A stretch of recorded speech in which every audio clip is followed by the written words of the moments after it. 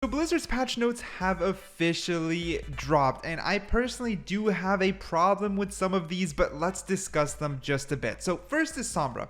Her hack ability lockout duration reduced from 1.75 to 1.5 seconds. Hacked enemies are no longer valid targets for hacking for the duration of the effect. Hack damage multiplier reduced from 40% to 25%. Now, to be fair, Sombra was obviously way too strong, so it is good that they have nerfed her. Did they nerf her too much? I personally do not know. Maybe hack damage from 40 to 30% would have been a little bit better. Maybe just taking it bit by bit so they don't make her useless would be great, because Blizzard is already on track to prove that they will overbuff a hero, making them too overpowered just before reducing them to obliteration. And while I can't speak for Sombra, I can speak for the next change, which is Genji. Oh my. Dude. Really? Maximum ammo reduced from 30 to 24. Maybe this one's okay, but shuriken damage being reduced from 29 to 27 is a yikes. Genji was useless for 2 years in Overwatch, and now that he's finally good in Overwatch 2, I believe they're gonna go for an over nerf. Now, you guys may go ahead and disagree with me, especially if you hate Genji, I understand, but I really do believe they over nerfed here already. I think maybe they should have just left the damage and only reduced the ammo, or touched up somewhere else by maybe increasing his cooldown on the dash a bit longer in case he doesn't actually execute the kill, but he is a high skill ceiling hero and tweaking him is dangerous.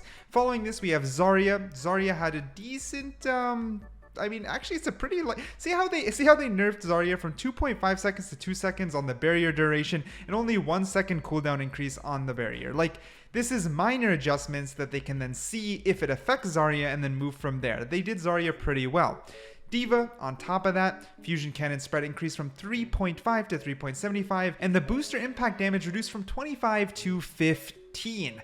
I don't really play D.Va. I think the booster damage is okay. It's a decent way to nerf her. I don't think that's what made her super powerful. And the spread, I need to check in game, because sometimes with spread, even a slight tweak does make quite the difference. Now, what surprised me is the last one. KIRIKO Swift Step invulnerability duration reduced from 0.4 to 0.25. The timing was already tight, but I assume because in high elo, let's say in Grandmaster, Master, they can perfect it so well. 0.4 was quite the decent amount of time. I think they shouldn't have basically halved it. I think this is another step in over tweaking. I mean, KIRIKO just got literally just got released in ranked. How much time did they really have to look at it? On the flip side, SOJOURN has been in ranked since the start, and people are begging for her to be nerfed.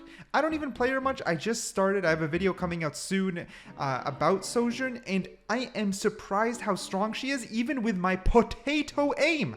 I can barely hit shots and she's still so strong. I can't imagine in Grandmaster when they're tapping heads at 100% charge, and she was not addressed whatsoever. KIRIKO gets nerfed, but not SOJOURN. I have a problem with this patch. I won't lie, I'm not exactly happy with the direction Blizzard's taking, but they can easily redeem themselves by being proactive, meaning rebuffing Genji if his effectiveness falls too much, further adjusting Sombra if they deleted her, reverting KIRIKO if needed, etc. So it depends on how they play out the future, but let me know what you think down below.